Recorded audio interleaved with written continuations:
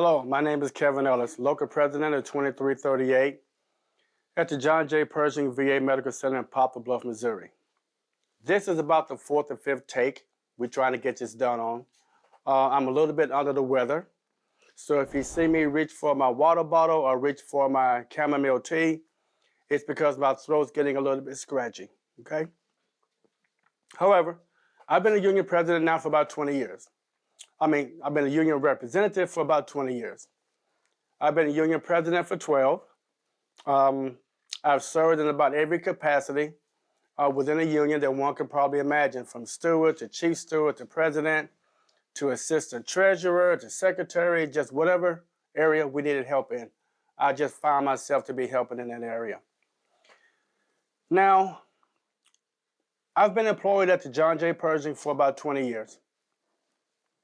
And me and my team represent about 800 employees at the hospital in totality. I'm going to have a conversation with you today about something that the general public really needs to be aware of. The first 15 years of my employment there has been pretty good. Laid back, management worked real good with employees. They respected their rights. Worked real well together. It was a great place to work. And in the community, we were known as a choice employer. But in January of 2016, that all started to change. It started to change because we had just been given a medical center director by the name of Patricia Hall. Patricia Hall had never been a medical center director before. Maybe been in some acting roles here and there, but she had never been a medical center director in the past. And she was assigned as our medical center director in January of 2016. That was the start of a very difficult and very dark period. For the first time in our agency's history, we had a medical center director that actually targeted frontline staff or bargaining unit employees. Patricia engaged into retaliation, whistleblowing, discrimination, you name it. She engaged in it. This unprecedented and whistleblower retaliation was definitely unprecedented. This unprecedented misconduct caused her to be disciplined in January of 2018 for 15 days. The investigation into her misconduct started somewhere about the spring of 2016 and lasted about 18 or 19 months. Now, typically, when the highest ranking official within your agency engages in this type of misconduct and open and willful retaliation, it encourages others to follow and do the same. Matter of fact, it has been realized that Patricia actually reached out to these employees, these other managers, and asked them to engage and help her in getting rid of this whistleblower. We have the emails where the agency officials were saying such things as, he's telling on us, we got to get rid of him. What do we need to do? Go to other employees, get as many statements as you can from people. We got to get rid of this guy. This type of misconduct is really what set off a whole chain of events. Patricia's example encouraged others to follow her lead. This was proven when the assistant associate chief of staff, Dr. Krishnan, and a human resources employee relations specialist, Mr. Jensen, were both disciplined and suspended at about the same time. Now, as you can imagine, this type of misconduct spread throughout the facility like a cancer. To your lowest level of managers all the way to the highest level ranking supervisor or agency official within the agency, began to engage in whistleblower retaliation, hatred, union animus. It just spread across the board. It became a part of the fabric of the facility. It became to be known as the norm and not the exception. It had a very negative impact on the most vulnerable people within that agency, and that is the frontline staff and the general public. When your frontline staff is targeted by the agency, it diminishes the quality of service and care that you can provide to the general public. So the retaliation and the whistleblower retaliation and the union animus and the employee animus and the dictatorship didn't just affect the employees. It also affected the general public. This type of misconduct, or this cancer that spread throughout the facility, caused us to migrate from being a choice employer to a chance employer. You might be asking yourself, well, what's the difference between a choice and a chance employer? Well, a choice employer operates as a democracy. It shows respect, dignity, and it values their frontline staff. The other operates like a dictatorship through fear and intimidation.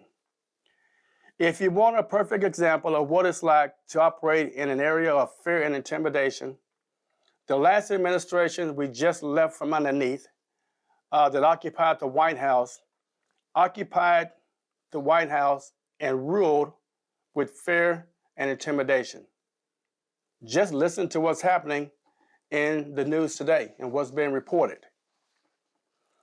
A choice employer respects and supports frontline staff and the general public.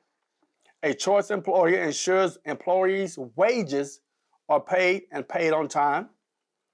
A choice employer ensures working conditions are safe and conducive for employees to come to work just as healthy and leave out just as healthy. A choice employer ensures employees have the necessary tools to be successful. A choice employer is honest, trustworthy, and operates with integrity and candor. A choice employer accepts you as a partner within the organization and doesn't engage in a dictatorship or retaliation. A choice employer has a very low turnover of employees, and employees are excited to come to work. Now, a chance employer is the total opposite. They don't respect the employee. They don't respect their voice. They don't respect their rights. They steal the employee's compensation, benefits, leave, and lowballs their salaries. A chance employer treats you as a means to an end, which means they will use you and abuse you and squeeze you out just to hit numbers or just to bring in money at whatever the cost. They don't care about you as an individual, just whether or not, in their mind, the job or the accomplishment or the mission gets completed. They don't care how it gets done. They don't care if you're working your fingers to the bone more than 40 hours a day. They don't care if they convince you to do something. You perform it, and then they pull the rug from underneath you. They don't care how it impacts you, your coworkers, or your family. A good indication of whether you have a choice employer or a chance employer can be judged in two different areas.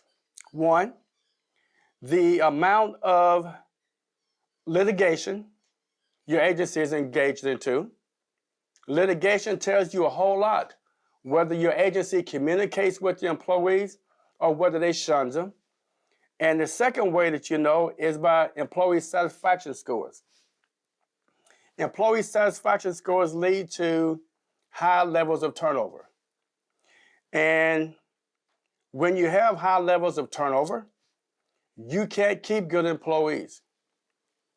Just remember this. Employees don't leave good companies. Employees leave bad management. I have never seen an employee that had a great company and they refused to leave because they were being retaliated against. No, a great company that has bad management will not keep employees. They're going to leave.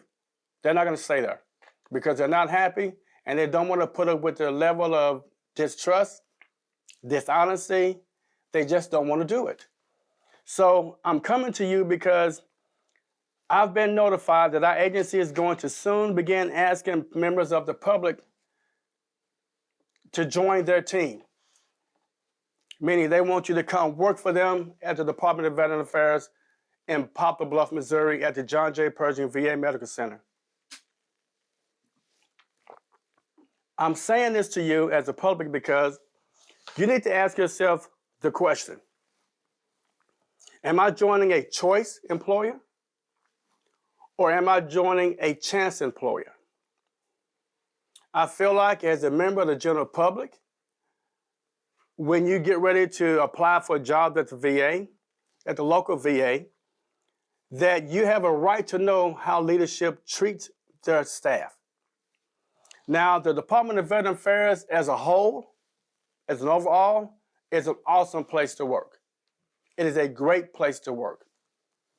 But all of us know and realize that in every family, you've got that drunk uncle that doesn't want to act right, or you've got that member of your family who is disrespectful, they never want to come around, they shun everybody, they're always arguing, complaining, and you just don't want to be around them. The John J. Pershing VA Medical Center is one of those facilities within the grand scheme of the Department of Veteran Affairs. The John J. Pershing is an outlier. It's an outlier. There are no other facilities nationwide that I can think of right now where your medical center director, your assistant chief of staff, and your human resources were all disciplined for whistleblower retaliation. So that makes our facility an outlier. What else makes us an outlier is the amount of litigation this agency is engaged in at taxpayer expense. And I'm going to go through some of it here for you in a moment.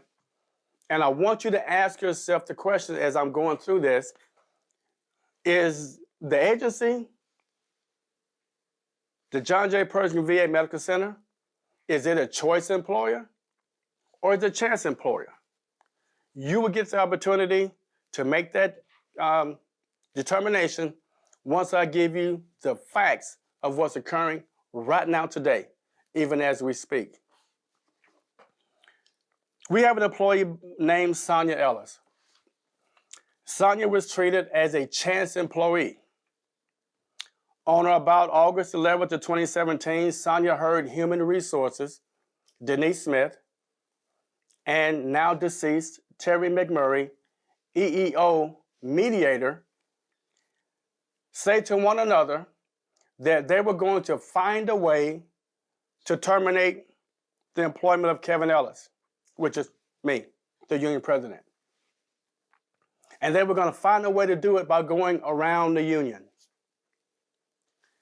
This means they were going to canvass for ideas, solicit for ideas, or try to make up ways to target my employment because I hadn't done anything wrong. But they were going to try to find a way and find people to help them to do that. And because this plan, this willful misconduct, was heard, it was reported to authorities. Sonia Ellis heard the conversation, reported the misconduct, and then the agency started targeting Sonia's employment. Issued her a proposed termination under the claim of Sonia used telemedicine equipment to spy on the meeting. Well, I'm sorry.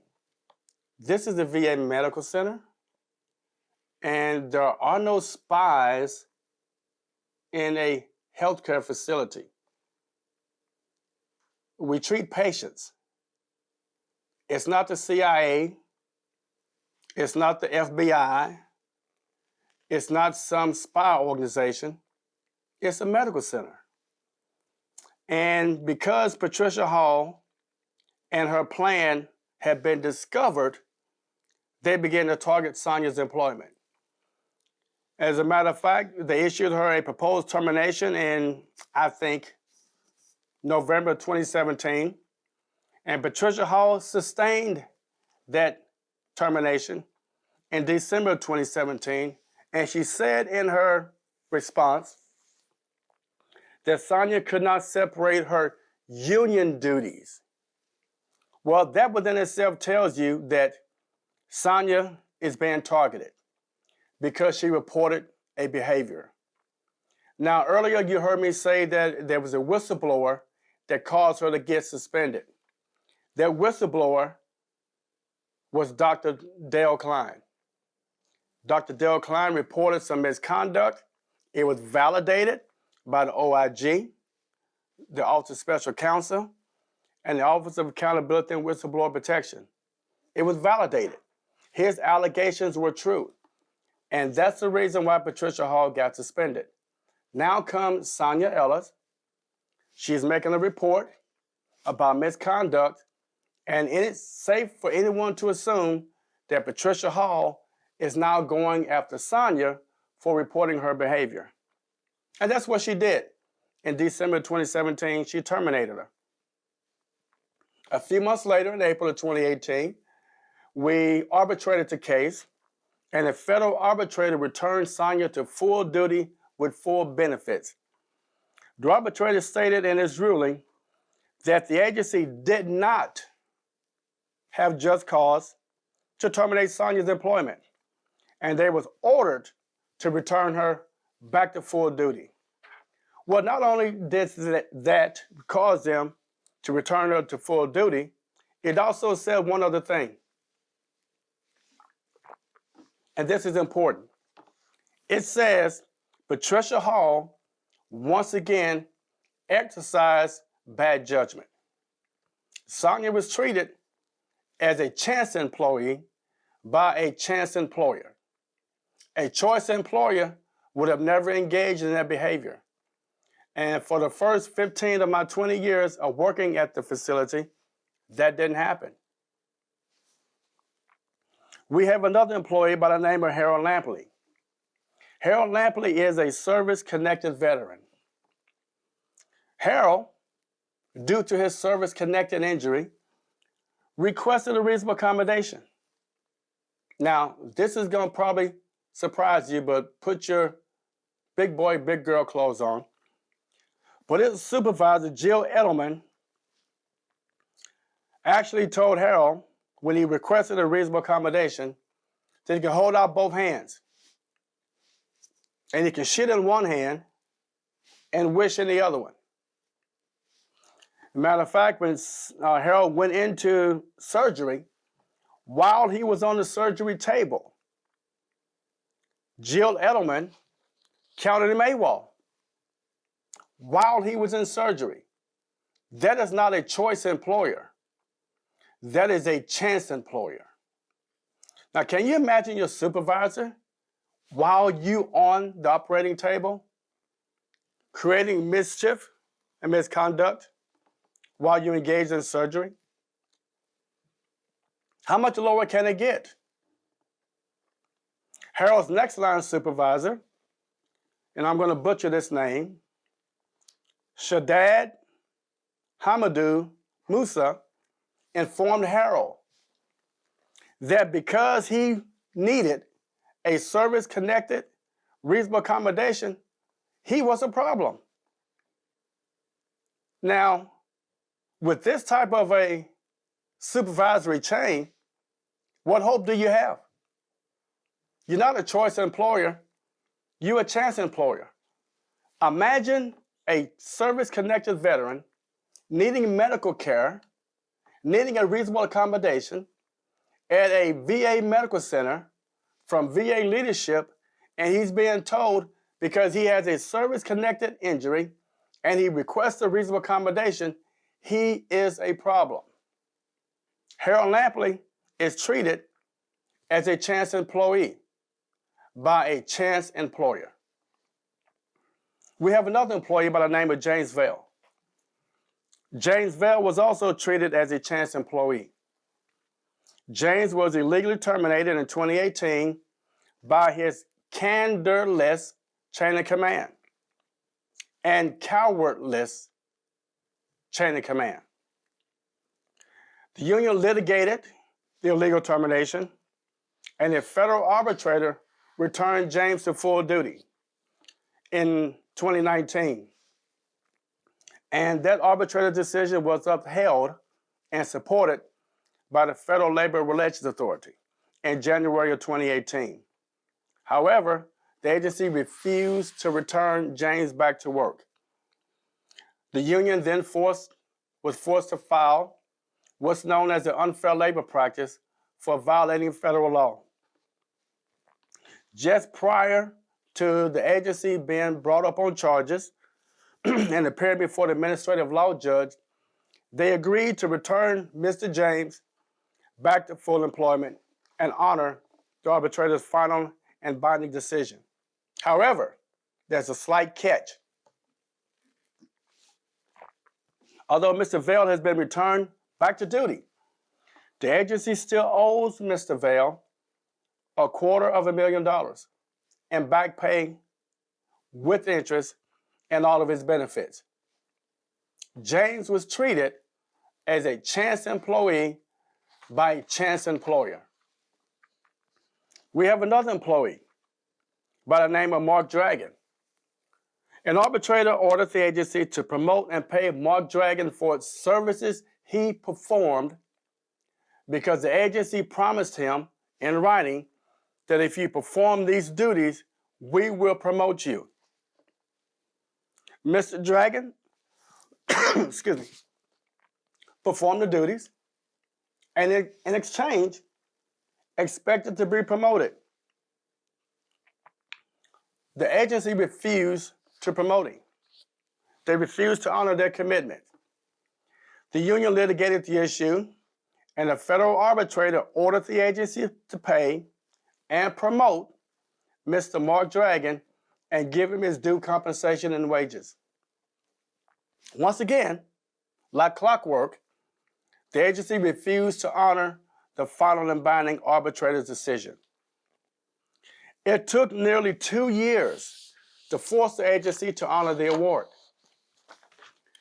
And the agency only honored the award when the union threatened to file charges in U.S. District Court, which is what we did. Just prior to us having to go before a district judge, the agency agreed to pay Mr. Mark Dragon all of his due wages, which were about $60,000. They tried to get away with only paying him $23,000, $24,000. They were going to steal and withhold the rest of this man's wages. Mark Dragon was treated as a chance employee by a chance employer. We have another employee, and this one just kind of really gets me, by the name of Carissa Tompkins. Carissa is a female, and Carissa deserves the right to be treated fairly and equally as all other employees of the agency. We met with Mr. Hopkins in order to resolve this issue because it was blatantly obvious that this one female employee is being treated differently than all the other employees. And when we met with Mr. Hopkins as the medical center director, we demanded that Carissa be treated fair and equal. Nothing more, nothing less. However, during the meeting, we was met with a threat. And during the meeting, Mr. Hopkins made the threat and says, if the union represents Carissa, he is going to go after her professional license.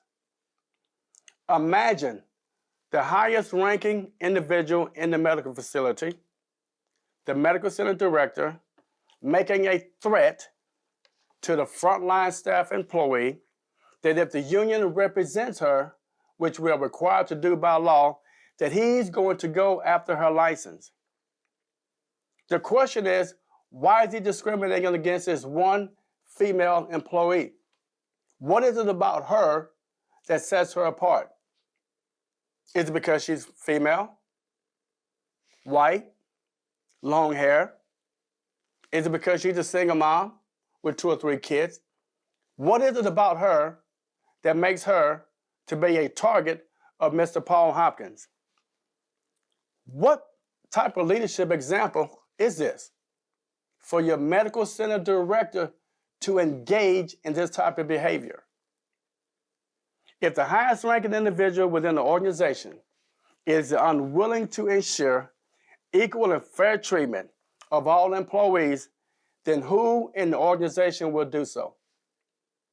Carissa is treated as a chance employee by a chance employer. LPNs, we have the hardest time keeping and maintaining LPNs. We have a tremendously difficult time hiring and retaining LPNs. One of the reasons is the agency lowballs the employee's salary. They're offered LPNs as a starting salary with years of experience up to $9 less per hour to come and work for the John J. Pershing VA Medical Center. That's a problem. You're not going to retain or recruit the best LPNs by trying to lowball their salaries. It's just not going to happen.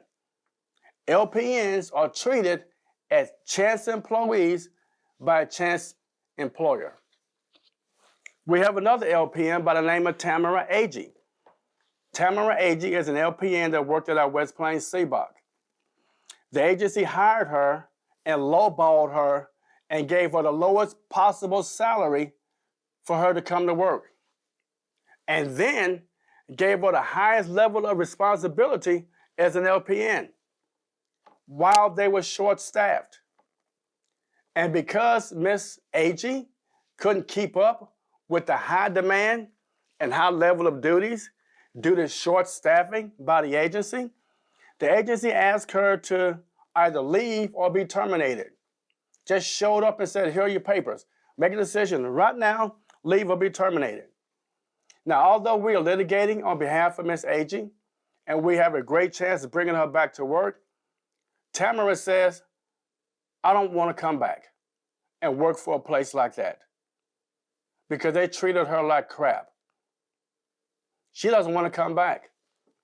And that's because Tamara is treated as a chance employee by a chance agency. We have a group of cooks that work on the weekends preparing meals for our nation's heroes, our veteran patients. The agency is required to pay these cooks 25% more per hour to perform weekend duties, which is called weekend premium pay. Now, the agency pays the cooks on Sundays for performing the same duties they do on Saturdays. They just won't pay them on Saturday. They pay them for the duties they perform on a weekend at the beginning of the week, but won't pay them for the duties they perform at the end of that same week. This is what a chance employee does. A chance employer does. They just want to get to the end by whatever means they deem to be necessary. Now, one of the employees have filed a charge in U.S. District Court to force the agency to pay her wages. Why does any employee have to file a charge in U.S. District Court to make them pay your wages? Should not have to do that. This is a chance employee that's been mistreated by a chance employer. We have another employee by the name of Scotty White. Scotty White is a medical technologist in our laboratory. We can't keep medical technologists because the working condition is unsafe. The air quality is bad. I just read this morning where a young man in Florida is in a coma because he's been subjected to mold in his home. These employees, to include Mr. White, has been inhaling bad air quality since 2012-2013. The agency in 2012 put in a new HVAC system. And from the point they put the HVAC system in, it was not operating properly. It was not operating as it was intended or designed. It was designed to work with 2 filters, a MERV 7 and a MERV 14, and the agency split the difference and put in a MERV 11, 1. And as a result of that, it doesn't filter the air as it is required. Therefore, these employees have suffered from headaches, nausea, blurred vision, rashes, and have to go and get breathing treatments not to lose their life. They found nodules in their lungs, rashes on their bodies, and one of them lost 13% of their lung capacity from the bad air quality at the John J. Pershing VA Medical Center's laboratory room. Now, the bad part about that is this.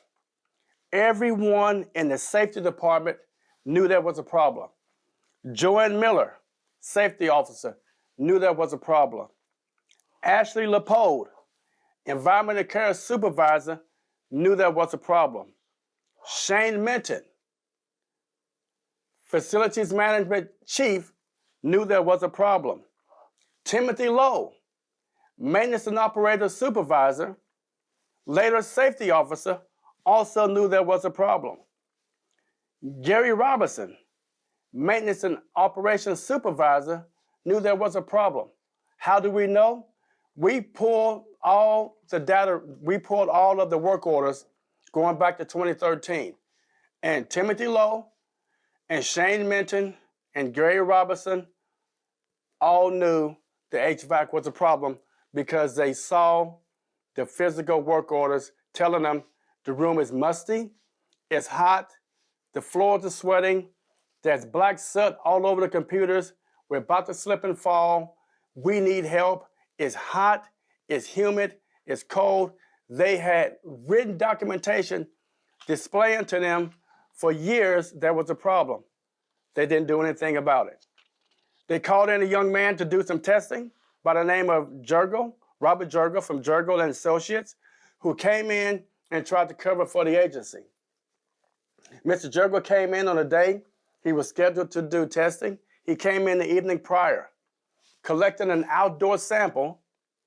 Then the following day, on test day, took another outdoor sample. Took both of them samples from outdoor the day before and the day of, combined them into one to get a higher count, a mold count outside the hospital than inside the hospital. And he did that to try to show and try to prove that the HVAC was working properly, when in fact it wasn't. We've got his we have his verbal confirmation that's what he did in transcripts. Mr. Jurgel actually put these veterans and patients' health at risk by trying to manipulate collection samples to try to get a score or a test result to favor the agency. Mr. Jurgel has been getting contract after contract after contract from the John J. Pershing VA Medical Center. Someone should look into it and figure out how much money is he being paid and how many other industrial hygienist agencies have been bypassed in favor of Mr. Jurgel. You might find some preferential treatment has been going on between Jurgel and Associates and the John J. Pershing VA Medical Center. All of these people knew this was a problem.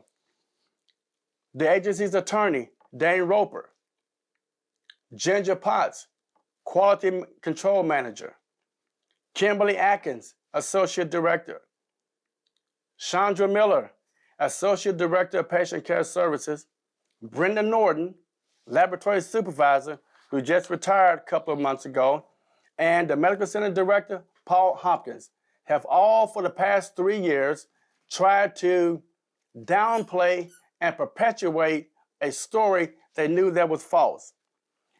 And to add insult to injury, Human Resources' Jennifer Hanks and Deborah Hodges purposely provided misleading and false information to the Office of Workers' Compensation to deny Scotty White medical benefits, medical treatments, and a valid workers' compensation claim for a work-related injury. Now, the agency tried to claim and say all is good, there's no problem here, everything's fine. OSHA issued hazard alert letters to employees in February of 2022. 3 years later, we're still having the same air quality issues in the laboratory. Hazard alert letters are issued when employees are suffering from hazardous toxins in the workplace. That's what's happening. Now, that makes Scotty White and all the employees in the laboratory chance employees by a chance employer. Mr. White has lost 12 to 13% of his lung capacity since working in the laboratory at the John J. Pershing VA Medical Center. This is what happens when you are a chance employee. They only concerned with getting to the end by whatever means necessary, even to the point that if you lose your life or you losing your health, they don't care. They just want to get to the end. We have another employee by the name of Christy Kersey. Christy suffered a work-related injury in our dentistry department.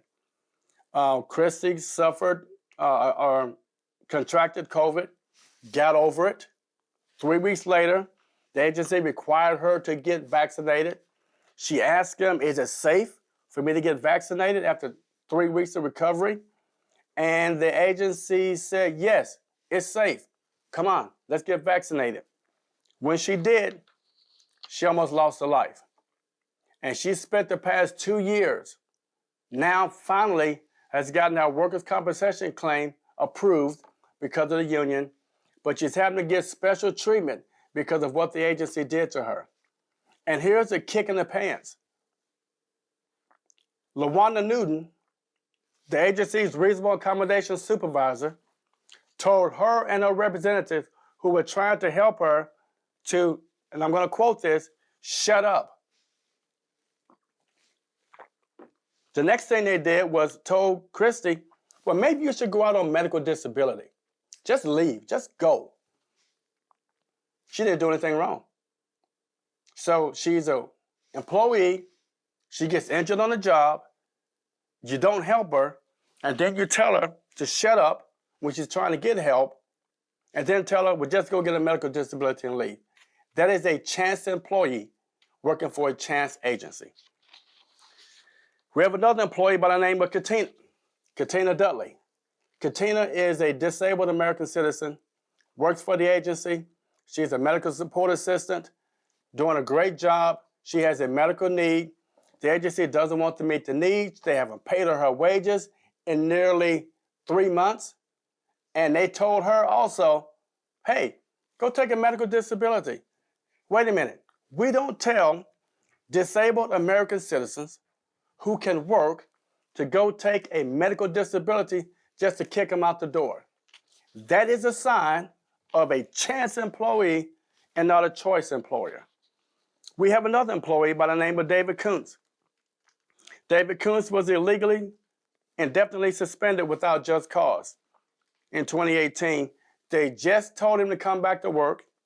He's come back to work, and we're asking the agency, what about the 4 years worth of back pay you owe him? All the wages you owe him? When is he going to get those wages? The agency's playing dumb and stupid like they don't know what we're talking about.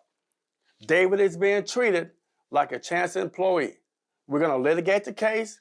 He's going to get his due wages, but we want you to know this is how you might be treated if you come and work for a chance employer like the John J. Pershing VA Medical Center. Couple more scenarios and I'm done. We have a group of employees that are health benefits assistants. The agency told these employees a few months ago that if you accept these new duties and accept these new jobs, we promise that we're going to promote you and give you back pay starting back to October 1 of 2022. This was told to them by the acting associate director, Tina Thomas. The employees accepted the duties, accepted the responsibilities, and just a month ago, Tina Thomas said, well, we're not going to promote you and we're not going to give you the back pay. Once again, these employees were treated as a chance employee by a chance employer. This is what you're going to walk into. We just want you to be aware of it. And my final scenario is this one. We have about 150 employees, 50 plus employees, that the agency counted AWOL. Majority of the employees didn't even know they were counted AWOL until the union told them, hey, did you know you were counted AWOL? In 2018, 2019, they had no idea. The agency has stolen over 150 employees' annual leave, sick leave, and benefits, and we have to litigate it to get it back for them.